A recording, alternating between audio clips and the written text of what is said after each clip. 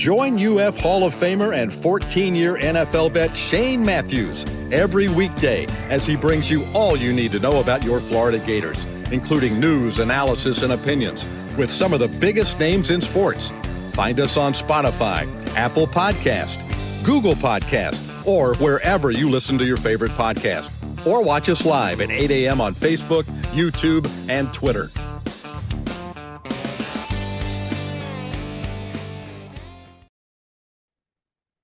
Good morning. Live edition of PodUp with Matthews in the morning from the Crime Prevention Security System Studios. Large enough to serve you, small enough to carry. Thursday edition. We'll have a good one, folks. We got Brent Beaird, a college football analyst and Heisman Trophy voter. We'll have the voice of the Ole Miss Rebels, David Kellum, join us live from Oxford before they head this way for maybe the most important game in Ole Miss football history. Got in a little NFL tonight, a little college football, and my man here, Brent Beaird, I bet he got his fireplace going this morning with a cup of coffee, ready to talk football. How we doing, Brent Beaird? You're on the Titan Tomorrow Hotline, courtesy of Comfort Temp. Oh, we just live the whole year for weather like this. This is football weather, 60s and 40s when we can open the window. And even though my cat's a little bit chilly this morning, at 16 years old, that does happen. But man alive, it just kind of builds every week, doesn't it, Shane? The excitement and anticipation of this playoff situation just grows by the week, frankly. It does. Brent, I want to get you. Let's crank up this playoff talk. I've watched the shows a little bit here and there. I think they're pointless, quite honestly, because you can't really do anything until you play the conference championship games. You know, they'll have SMU who's not even in the playoffs. All they got to do is win the rest of their games. They're in the playoffs and highly seeded. I did see where this week's rankings, Brent, I don't think any of the teams that were playing at home or had a bye would beat the teams that are going on the road. Yeah. And look, that's the argument for a lot of these teams. Such as Indiana at 5, they're undefeated. They had a great season. They deserve the accolades, but the argument is, would Indiana be able to beat any of the SEC teams because the Indiana strength of schedule is 106 in the nation. Obviously, that's not very good. They've got Ohio State this weekend, so we'll know more about them then. And Kirk Cignetti has done a really good job there. But to your point, a lot of it's still just speculation until we know where this is going. And the other thing we don't know with this committee is how much they value strength of schedule, or is it just the wins and the losses? So we're beginning to learn a little bit more about this committee every week. Yeah, speaking of strength of schedule, obviously, I believe Georgia has the top-rated strength of schedule, if I'm not mistaken. Yes. We do have a text here on the Titan Tomorrow text line that came in last night from Jonathan. He wants to know, Brent, everyone talked about the Gators having the hardest schedule in the history of college football before the season cranked up. Where would you rank, or do you know where that strength of schedule lies today? Good question. I don't think it's anywhere near what people thought, because Florida State's not very good. True. LSU has 4 losses. Kentucky has a losing record. UCF has a losing record. That may be it that I'm thinking of. Yeah, I tell you what, that's a great question. Yeah, I'd be curious too. I'm trying to look that up during the time we're on too. Okay. We've had some coaching changes. Wisconsin has fired their offensive coordinator, Phil Longo. Baylor's coach is coming back. But, I mean, Tom Herman gets fired at FAU, which I think it's a pretty good little job down there. But remember when Tom Herman was like everybody wanted Tom Herman a few years ago. Remember that? Listen, there's no doubt about that. I mean, Tom Herman, when he was Ohio State, Houston, Texas, FAU, I mean, Tom Herman was the guy. I mean, if you wanted to to label him the hot coordinator that was ready for the next job, it would be Herman. So that is true. Did you see the oddity that happened with that, Shane? Herman fired the defensive coordinator, then Herman got fired, and the defensive coordinator was rehired. Now that's something you don't see every day, do you? Now look, they were struggling.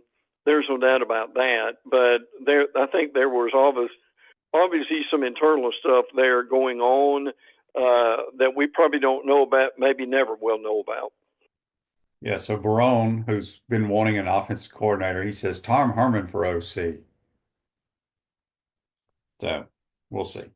Kirk Cignetti got a new deal, 8-year deal. Is he really making almost $8 million a year now? Yeah, that's the thing that's amazing.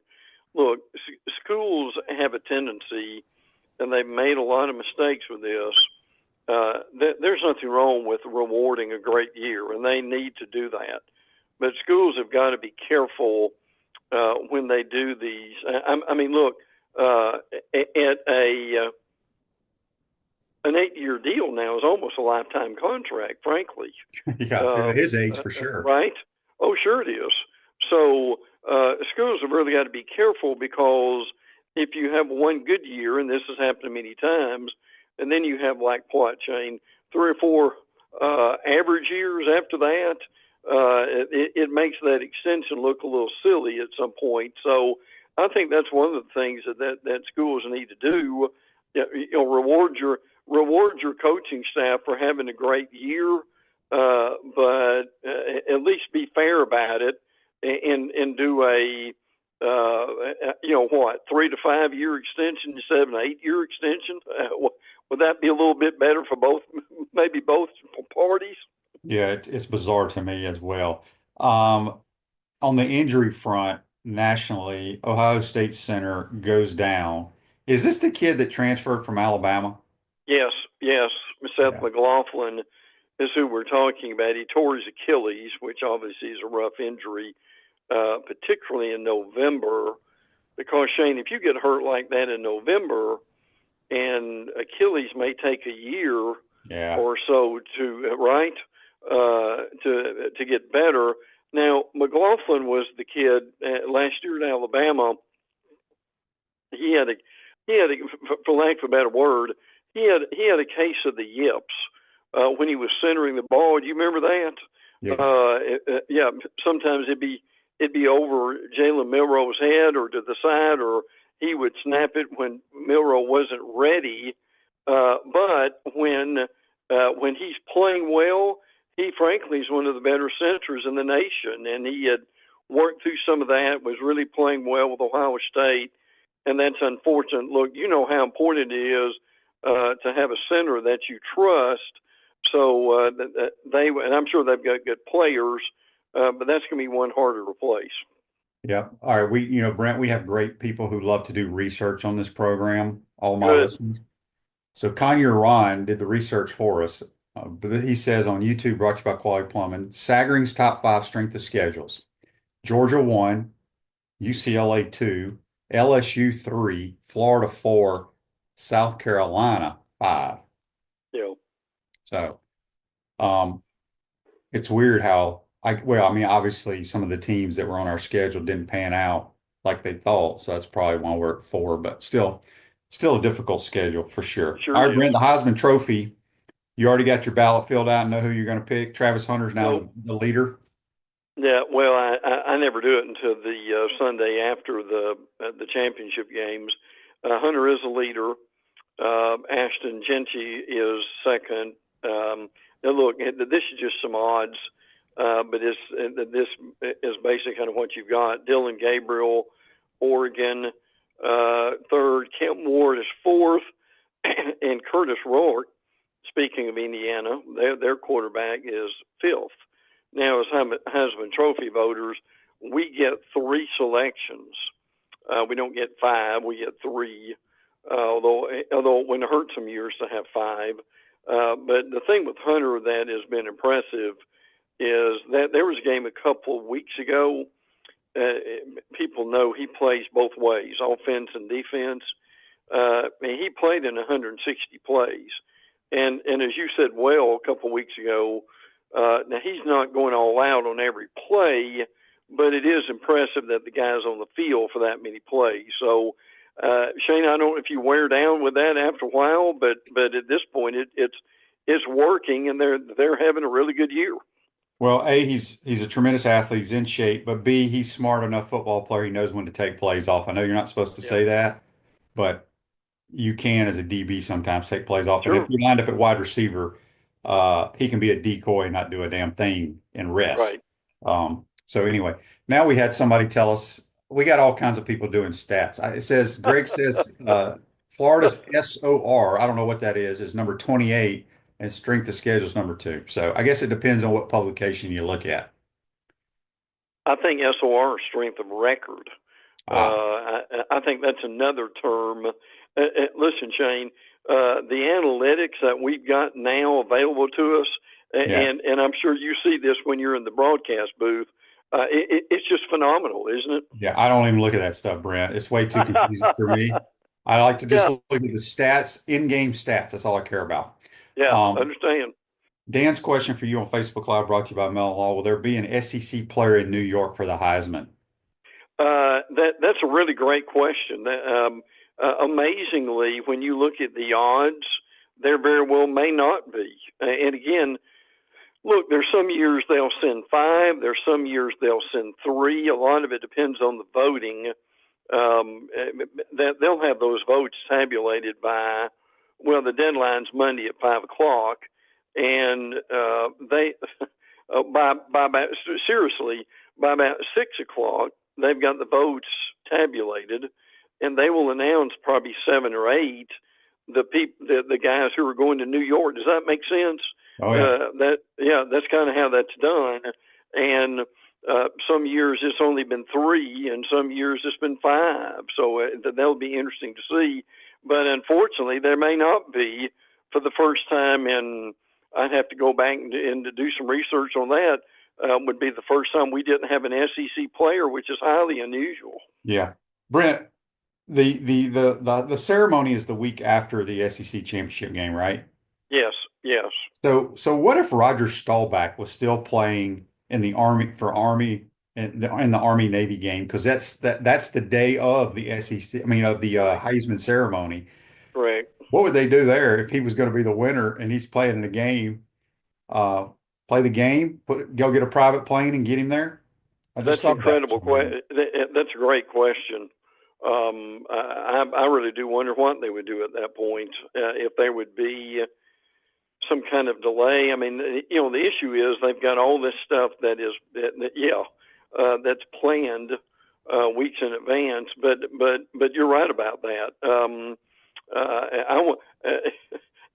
I wonder if they'd even have the game earlier in the day if they could do that.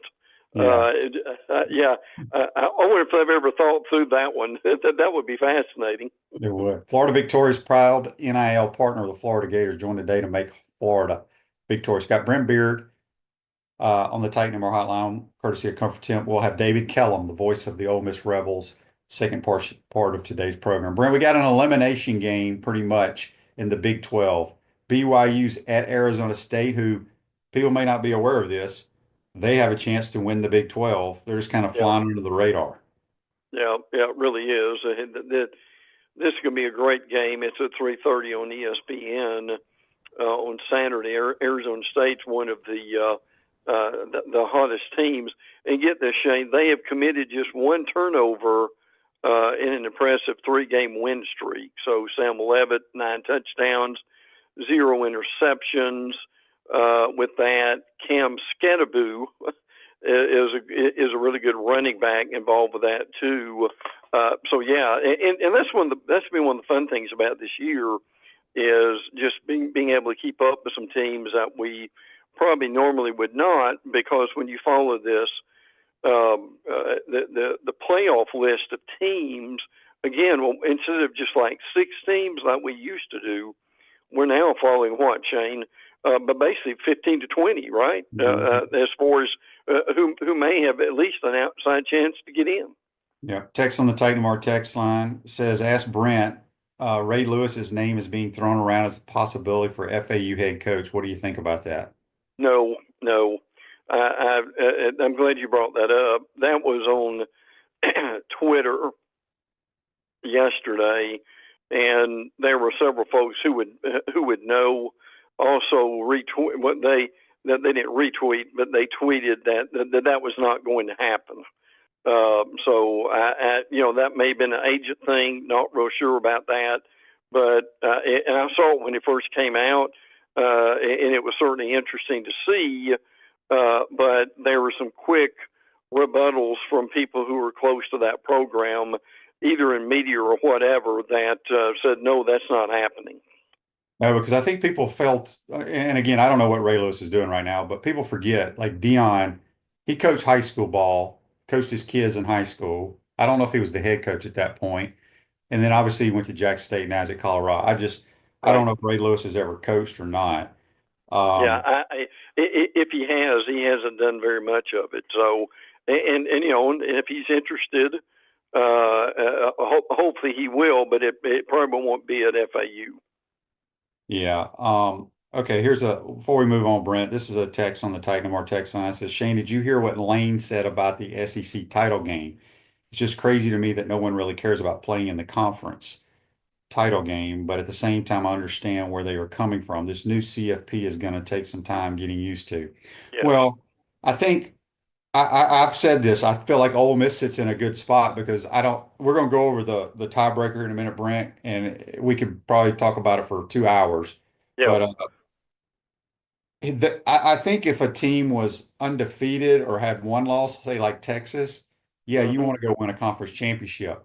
But they really don't have a chance of getting in, I don't believe, unless some crazy thing happens. So it is better for them because they went out, they're in. Yeah. I still think it's important to win your conference championship. It's something that you can take to the grave, as Coach Spurrier always said. Well, there's no doubt. Let me expound on that real quick. What Shane's talking about is Lane said that he obviously knows a lot of people and has a long list of guys he corresponds with. That coaches have told him they really don't want to go to the championship game because if you go to the championship game with two losses and you lose and have your third loss, does that mean you're automatically out of the playoffs? Well, we really don't know that yet. The logic would tell you that, but we really haven't heard the committee say what they would do in that situation. But to Shane's point, I think Coach Spurrier would tell you that. I know Nick Saban would tell you that there is nothing like winning your league. To have an SEC championship, as Shane said, is something that you value the rest of your life, and that's really the only thing you can control. But the playoff has caused people to think, well, maybe it's better for a variety of reasons if you don't play in it. So I'm going to be interested to see where that's going. But I can assure you of this, and some people have asked this. Well, does this mean they're going to do away with the SEC championship game? I can absolutely guarantee you that ain't happening because, Shane, you and I both know it makes too much money, doesn't it? It does, and honestly, it's the greatest sporting event in our country, outside of the Mm-hmm. Masters. Um, Yeah. Danny says on Facebook Live, do you and Gatorbait contribute to NIL funds? Heard story how in Oxford you can make contributions when you have dinner. Danny, here's what I will tell you. I am a football booster, I am a Gator golf booster, and I'm a softball booster. I don't know what Gatorbait does. I have nothing to do with Gatorbait. My question to you is, don't sit here and complain about what Ole Miss is doing, but yes, you can go to any restaurant in Oxford, Mississippi, and you can add to the tip that goes to their NIL. They are very forward thinking in Oxford when it comes to Yeah. the collective. Really are. Yes. That's why they have a ton of dudes, so to speak. All right, Yes. Brent, this is what I wanted to talk about today. The tiebreaker for the SEC who goes to Atlanta. You want to kind of tell Yeah, us? yeah, and there are 6 steps to it. Obviously, head to head, that's the easiest one. Number 2 is record versus all common conference opponents. Number 3, record against the highest placed common conference opponent and the conference standings and proceeding through the conference standings among tied teams. I'm sorry, but this just kind of gets more complex as you go through it. Number 4, cumulative conference winning percentage of all conference opponents among tied teams. 5, capped relative total scoring margin versus all conference opponents among the tied teams. And finally, number 6 is a random draw, which is basically a coin flip. Mm-hmm. If we get to that point, then that would be amazing, frankly. And Shane, it just kind of gets more complex as it goes along. But listen, remember, the league did not come up with this, the league office, until virtually the week before the season began. You remember that? Yeah. We were wondering when it was coming out, and it took them a long time to come up with this. Yeah. So I do know this. Correct me if I'm wrong. If A&M wins this week, let's just say A&M wins this week. I don't even know Texas. They may be off this week, but they play Kentucky. So if both teams win this week, the winner of the Texas A&M game will have one spot in the championship game. Is that correct? Yes. Yes. Okay. The other one, I don't know how they're going to figure it out. I have no idea. The other one's a lot more complicated, right? Yeah. Yeah, it's going to be interesting because neither one of those, obviously Texas has never been there, but A&M's never been to the championship game either. So that'd be kind of cool to see. I'm anxious to see who they're going to play. So they have the possibility of playing Georgia, Tennessee, Alabama, or Ole Miss. That's right. Yeah. Crazy. All right, Brent, Alabama, there's not a whole lot of good games in the conference this week. Obviously, Florida, Ole Miss is kind of, I would say it's maybe the premier game. I think we all thought Alabama and Oklahoma would be. It's the night game. I just don't see Oklahoma having a chance in this game. Well, Oklahoma will probably be in the game because of their defense. I mean, Danny Stutzman, the linebacker, makes about double-digit tackles every week. The problem with Oklahoma, as Shane and I have talked about now for months, is they had to replace their entire offensive line. About every one of their wide receivers, right, Shane, have been out. I've never seen anything like that. And you still got 2 or 3 of them who are out. They've kind of rotated quarterbacks at this point, too. So that's been an issue. And listen, there's a lot that's been talked about with Brent Venables. Will he make another year? Well, what kind of complicated all that, and people may miss this, Venables, in a moment of real transparency in his press conference this week, came out and said that his wife, she had cancer years ago, was in remission, but her cancer has come back. Mm-hmm. So he is trying to do all he can to help her and be able to coach the team. So there are just some variables sometimes in a chain that happen in people's lives, even though they're coaches, that they've got to deal with. But, the game's in Norman. It's at night. Don't know how cold it will be, if any of that's a factor. Yes, Alabama is the better team, but as Oklahoma looking at this as their bowl game almost. So they want to get bowl eligible too. And those are some of the things that make it an interesting game. You know, we just got a text from Chris and Mayaka saying, isn't there still a chance of a rematch of Texas and Texas A&M in the championship game? And there is. I don't know how the tiebreaker would work, but it would only be if A&M loses. Well, I guess Texas could lose too and get. There's a lot of stuff. The winner will get in, but the loser is not out. Right. Yeah. Right. Yeah. And Texas only team in the league with only one loss. And then A&M has 2. So yes. Yeah. And one of A&M's is only they only have one loss in the league. The other one is to Notre Dame. Chris also says, Shane, I don't think I've ever heard other coaches talk as highly about an opposing coach as coaches do about Billy Napier. Kiffin this week talked about how great a human being Billy is, and he isn't the first to say that. Yeah, look, man, you won't find a more first-class human being than Billy Napier. Yeah, I agree. You will not. stands for all the right reasons, just even keel, just treats everyone the same. This text says SEC has some good teams, but not elite dominant like past years. Don't think the SEC, well, nobody has a dominant team this year. No, Oregon is undefeated, but they're not dominant at all. no, they're really not. Brent, let's get your thoughts on Ole Miss and the Gators here in the Swamp. Well, obviously, I've talked about the Gators a lot, and your upcoming guest, who's a really good play-by-play guy. We'll talk about it some more, but Ole Miss is just a different animal than they've ever been. Lane deserves a lot of credit for what he's done with this team. They are among they're actually first in team sacks with 46. Florida has 26. Rushing defense, because of that front four that they've got, or three, depending on what the defense is. Rushing defense, Ole Miss only allows 80 yards a game. Princely U is involved with that bunch. Walter Nolan is involved with that bunch. They're very good. And that's the thing Lane's done. You saw it in the Georgia game, is how much pressure they were able to put on Carson Beck. Now, and they've got all kinds of weapons that Shane's talked about, I'm sure, this week. They've had some injuries with the wide receivers. They're trying to get those guys back. Ulysses Bentley is a good running back. They've got a good line. This is a really good team. This is Lane's best team by 4, and they're going to be a real challenge, to say the least. Shane can explain the schemes that they run, but they put all kinds of pressure on you.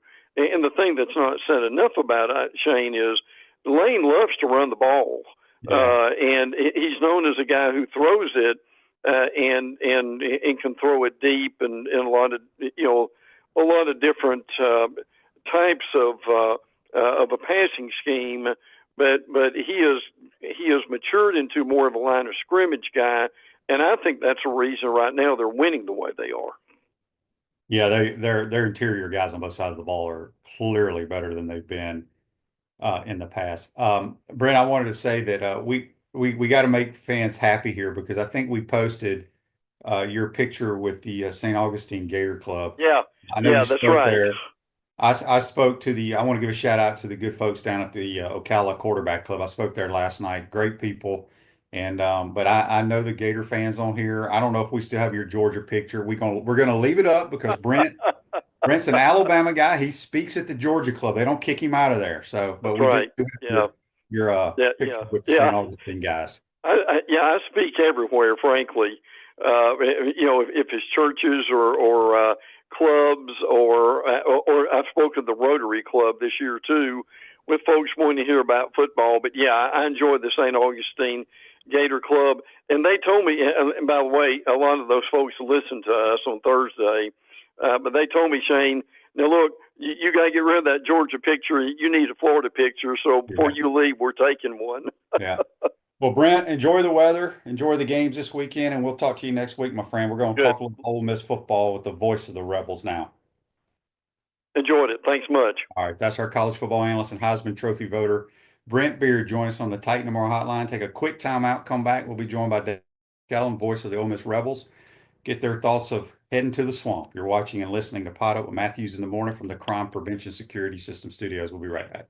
Premium sponsors are Campus USA Credit Union, Crime Prevention Security Systems, Titan MRI, Meldon Law, QC Kinetics, UF Health Orthopedics and Sports Medicine Institute, Dave & Buster's.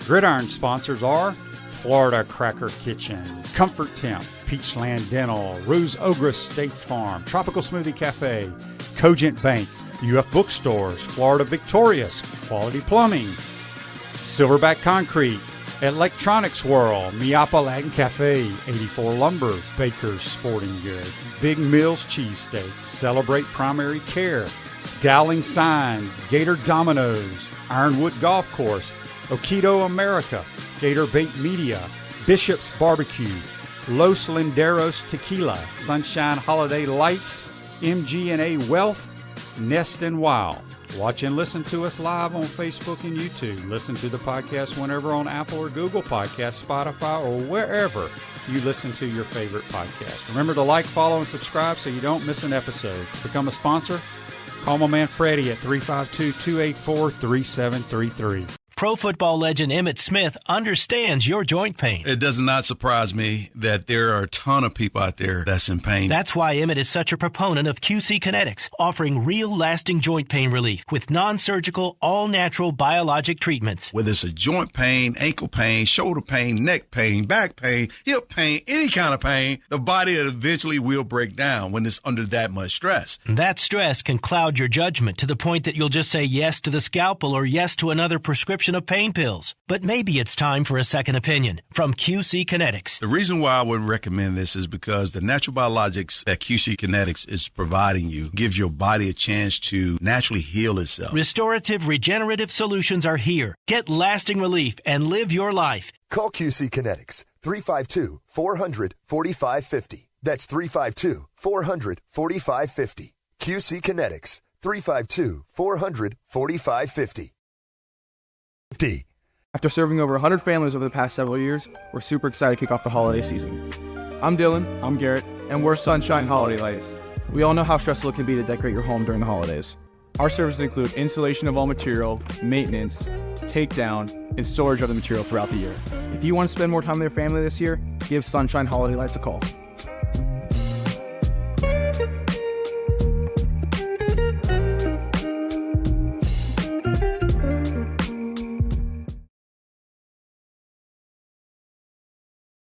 To the Crime Prevention Security System Studios, large enough to serve you, small enough to care. Florida Cracker is the brand for original Floridians, great food and southern hospitality in the center of Universe, Brooksville, Florida. Go check them out, folks, floridacracker.com. Back to the Titan More Hotline, courtesy of Comfort Tent. We're joined by the voice of the Ole Miss Rebels, David Kellum. Good morning, David. How you doing, bud? Jane, good to hear from you. Man, you almost sound like a Floridian now. You've been there so long, I guess, huh? Yeah, my accent is nowhere near what it used to be, David. It was terrible back in the day. Nobody could understand me here. Everybody knows that I grew up an Ole Miss guy. I talk about it on the program here because my mom being a cheerleader, my dad playing there. I really believe this is the most important game Ole Miss has played since probably the Johnny Vault days. Would you agree or disagree with that? Yeah, I agree, Shane, totally. Last week was gigantic, obviously. To have a chance, you had to beat Georgia.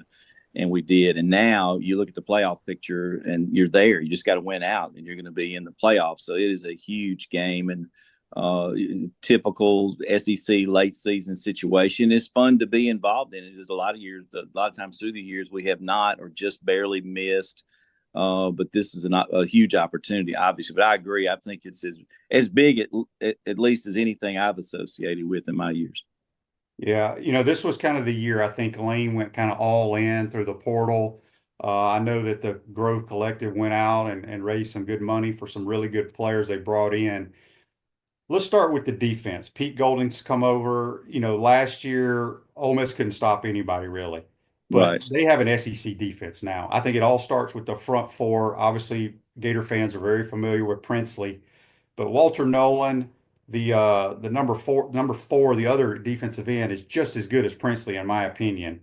Just talk about what they've done defensively to slow people down. Well, and you started in the right area. Through the years, and like you said, you grew up an Ole Miss fan, we would have 2, maybe 3 decent defensive linemen. Occasionally would have a pro quality, but just never could develop quality NFL-ish type depth. And so they did. They jumped the portal. They went after a bunch of defensive folks. And you had Piggies coming back. You had Ivy coming back. And so that was huge. Kilo Stone back, Harris.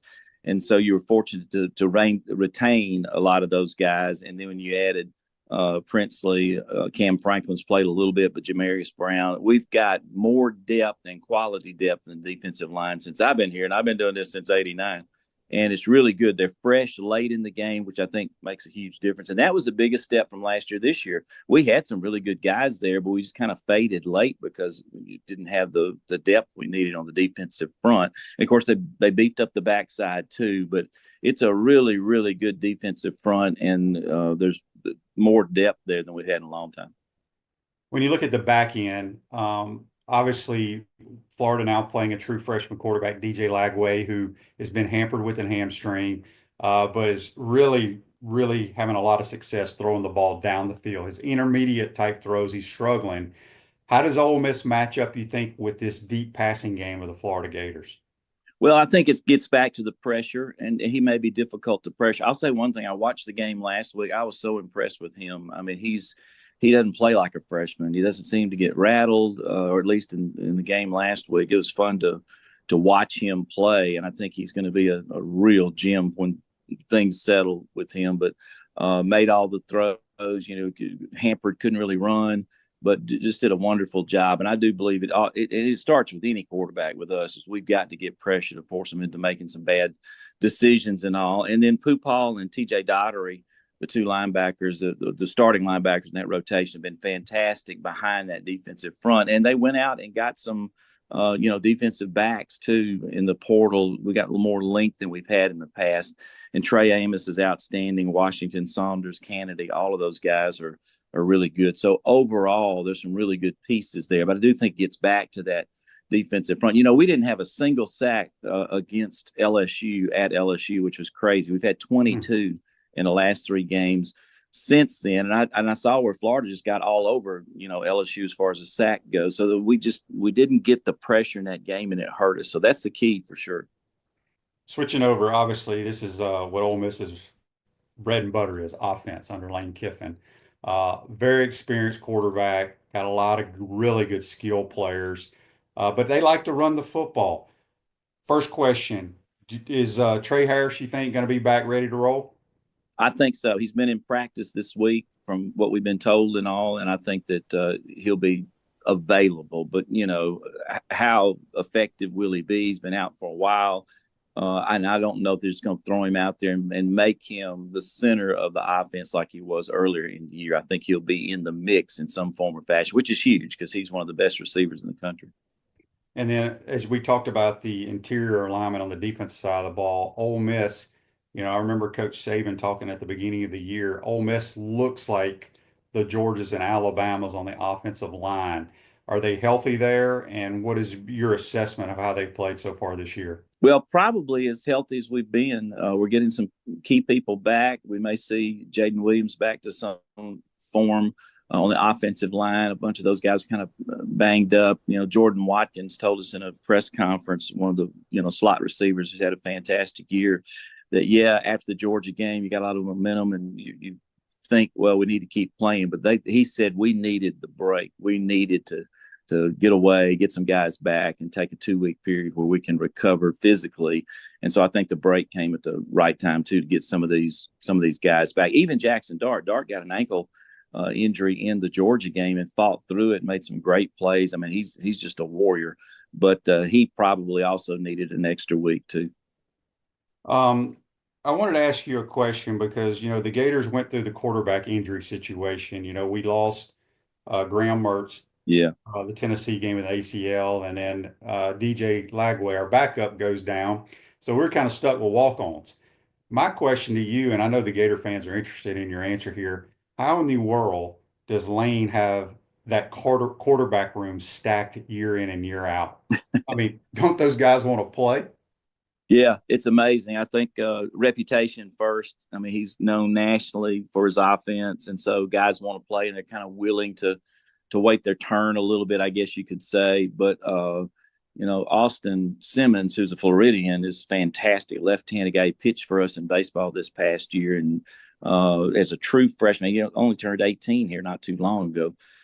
Can really, really bring as a baseball guy, and we'll see if he continues to do that because football-wise, one of the key, if you go look at the Georgia game, if you just saw the scores, Ole Miss pretty good. But one of the keys in that game was when Jackson Dart went down after the opening drive, throws an interception, gets injured.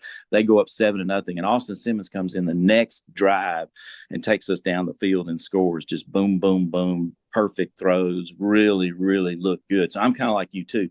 That guy could be playing for just about anybody in the country. He's really gifted, but he's young and he's learning, and his turn is just around the corner. But it's kind of interesting that Lane has always tried to make sure that room was full of good talent.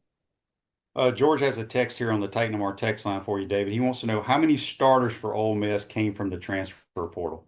Oh my goodness, a bunch.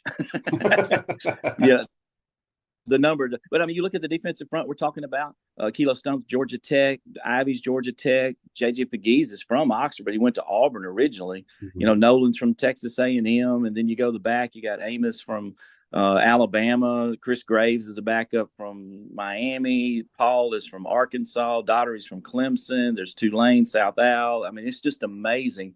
And on the offensive side, you go out and get two offensive linemen that were on the Washington National Championship team just a year ago. Diego Pounds is from North Carolina. So I don't know a number, but I'd say just about 80%, you would think. There's a bunch of them from different spots. But they really do a great job in the portal. The first question that, you know, Lane has talked about this, that they ask is, okay, why are you in the portal? Are you in the portal because, you know, you've got some issues, or are you in the portal because you want to improve your situation? So they really do vet these guys in a special way. And the most amazing thing to me are the teams across the country that when you do get a lot of portal guys, can they get acclimated quickly and, you know, break bad habits from a different system maybe, or not necessarily bad habits, but just different habits from a different system. And we've been able to do that. And it has been amazing to watch. That's for sure. Yeah, I think Lane's experience as a head coach of the Raiders helps him in that, because you get Yeah. all walks of life with free agents and things of that nature. So I think that helps him bring Yeah, in and you more know, guys. Monty, his dad, who we just recently lost here, is a pro guy, and I think he really has invested in Lane through the years on kind of how to deal with football issues and what have you. And he really does take more of a pro mentality, you know, especially today with the portal situation. Yeah. All right. Two more questions here, and we'll get you out of here, David. Andy's question on Facebook Live, brought to you by Mel Law. He says, David, was your coverage and call on the Ole Miss 2022 National Championship the highlight of your illustrious career? Yeah, for baseball, no doubt. There's been some great games. You know, we beat Tebow in Gainesville, which is one of those too, and that was the game right afterwards where Tim said, you know, had the famous speech, "You'll never see another," you know, on and on and on. And so, Right. and I ran into him later, and I told him, said, you know, you and I were attached at the hip.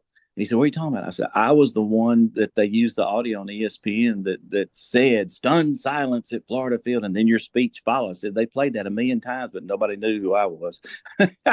But yeah, but the national championship, Mike Bianco's done a tremendous job in baseball. Our league is very wicked, as you well know. And for us to get there for only the second time in his tenure and to actually win it was fantastic. And for me, who's been doing baseball since 1978, that was really special for sure.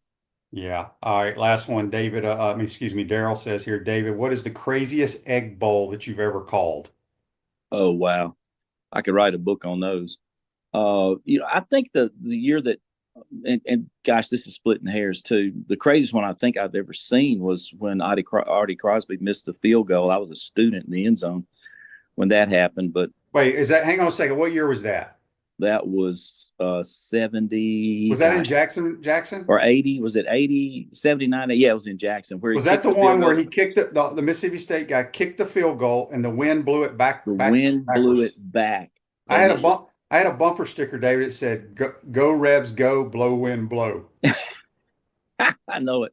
It was a crazy game, but the 2-point conversion, I think the year that Tommy Tuberville was here, Senator Tuberville, we got down the field and scored and went forward on 2 to pull that one out. And then we had another game in the 90s that was a crazy one where they had 11 shots inside the 8-yard line to win the game and couldn't at the end. And we just made play after play. There was penalties that kept the drive alive and offsides, interference and all kind of crazy things, and finally won the game. But those games are a ton of fun, but boy, they're intense. That's for sure. Yeah. All right. Brian has this question. He says, Dave, I'm curious how Ole Miss fans feel about Shane. Do they wish he had gone to Ole Miss and had success there, or are they happy with what he did at Florida? Look, I do. I wish you'd gone to Ole Miss. Well, I will tell people this, you know, with my dad being a former player and being a high school coach, people thought it was a foregone conclusion I was going to go there. I would not have been very good under Billy Brewer running the option. I will tell you that right now.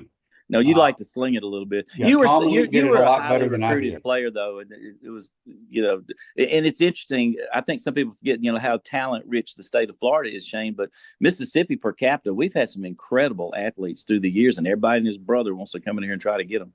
Yeah, no question. David, good stuff as always. We appreciate your time. I know it's early over there. We'll see you in the press box Saturday. All right, sounds good.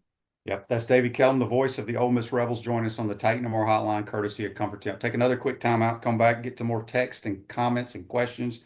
You're watching and listening to PodUp with Matthews in the Morning from the Crime Prevention Security System Studios. We'll be right back.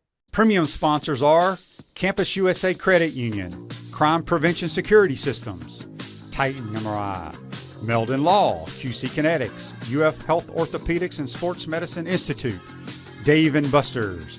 Gridiron sponsors are Florida Cracker Kitchen, Comfort Temp, Peachland Dental, Ruse Ogre State Farm, Tropical Smoothie Cafe, Cogent Bank, UF Bookstores, Florida Victorious, Quality Plumbing, Silverback Concrete, Electronics World, Miapa Latin Cafe, 84 Lumber, Baker's Sporting Goods, Big Mills Cheesesteaks, Celebrate Primary Care, Dowling Signs, Gator Dominoes, Ironwood Golf Course, Okido America, Gator Bait Media, Bishop's Barbecue, Los Linderos Tequila, Sunshine Holiday Lights, MG&A Wealth, Nest and Wow. Watch and listen to us live on Facebook and YouTube. Listen to the podcast whenever on Apple or Google Podcasts, Spotify, or wherever you listen to your favorite podcast. Remember to like, follow, and subscribe so you don't miss an episode. To become a sponsor, call my man Freddie at 352-284-3733. After serving over 100 families over the past several years, we're super excited to kick off the holiday season. I'm Dylan, I'm Garrett, and we're Sunshine Holiday Lights. We all know how stressful it can be to decorate your home during the holidays. Our services include installation of all material, maintenance, takedown, and storage of the material throughout the year. If you want to spend more time with your family this year, give Sunshine Holiday Lights a call.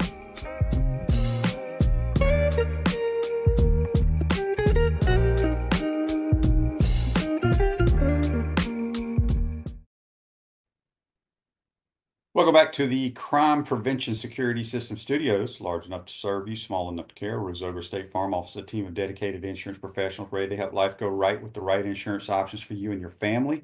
Visit ogreinsurance.com. Give them a call at 352-240-1779. We're getting some questions here. Why do they call it the Egg Bowl? I believe, I should know this, maybe I need to research it. The trophy they give a trophy to the winning team. It's just a big football, a gold football, and it looks like an egg. I'm pretty sure that's why. Tim wants to know who's Mr. Two Bits on Saturday. That would be Major Wright, safety from from the national championship teams. He'll be very good at doing that for sure.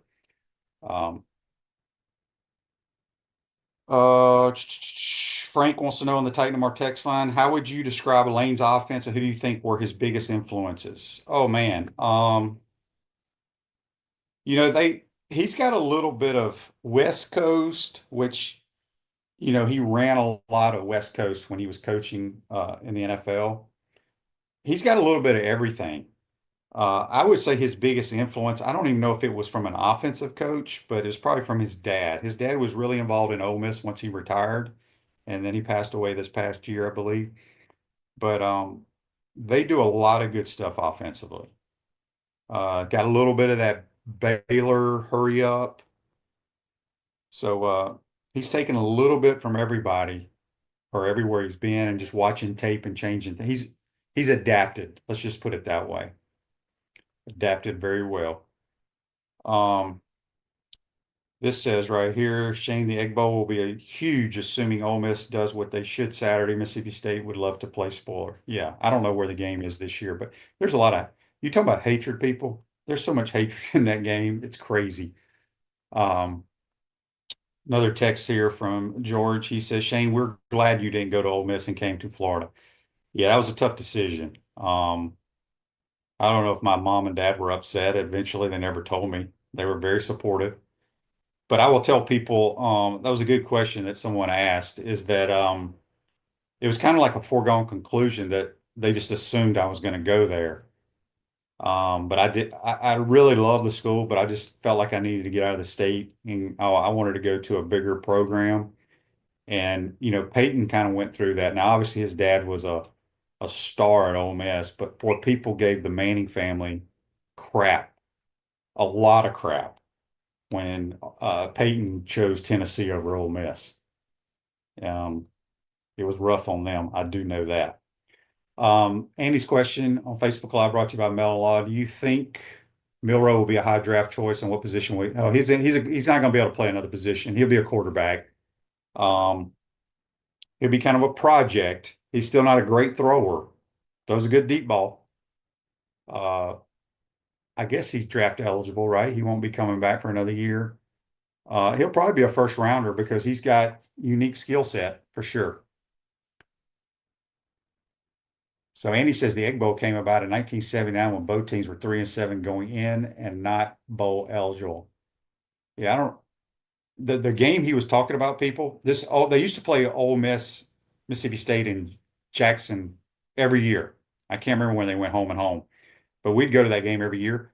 I kid you not, Mississippi State sets up to win a game winner at the buzzer. The dude, it's like a 30-yarder. He kicks it. It goes over the crossbar, and then the wind blows it back into the end zone. And that's how Mississippi State lost thing. I'll never forget that. I still remember that exact play, even with all my concussions and stuff. But all right, so let's talk about our folks for sprains, strains, and minor fractures. UF Health Ortho Care makes it convenient for you. 7 days a week, including evenings, walk-ins are welcome. That's UF Health Orthopedics and Sports Medicine. And if you're ever down in Brooksville, folks, go check out Florida Cracker. They got great apparel. They got a cool logo. They got tons of hats, shirts. Go buy it. They got great food. Go check them out down there in Brooksville, Florida. Barone says, what is the official mascot of Ole Miss now? I saw last week in the end zone they had Rebels, but I've seen a bear, a shark as well. So with all the nonsense that's been going on in our country over the years, obviously they had to get rid of the Confederate flag, which they used to hand to every person that walked into the stadium. They used to have how we have Big Albert walking around with the cheerleaders on the sideline. They used to have a big Colonel Reb. Well, they had to get rid of Colonel Reb. So then they went to a black bear for a year for some damn reason. Then they had what they called the land shark defense. So then I want to say they had this dude dressed up as a shark. So they still are the Rebels. They just don't really have an actual mascot. You know, their logo is just the script Ole Miss, pretty much, or an M. But yeah, I call them the black bears sometimes, or the land sharks. Mark says Ole Miss was a top team when Archie was there. Yeah, he was good. Archie Manning was Johnny Manziel in the 60s. That's how good he was back in those days. Barone says, who is QB2 for Ole Miss? Either Austin Simmons or Walker Howard are there two highly recruited kids that are waiting their turn. All right, so tomorrow we'll have JC. We'll do our Peachland Dental weekend picks.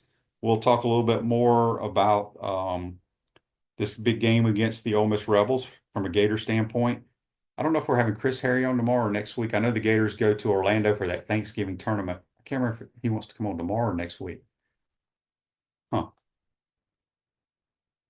Yeah, Mark says, imagine if Spurrier went to Tennessee, Shane went to Ole Miss, and Tebow went to Bama. The stars aligned for the Gators. Yeah, it's amazing how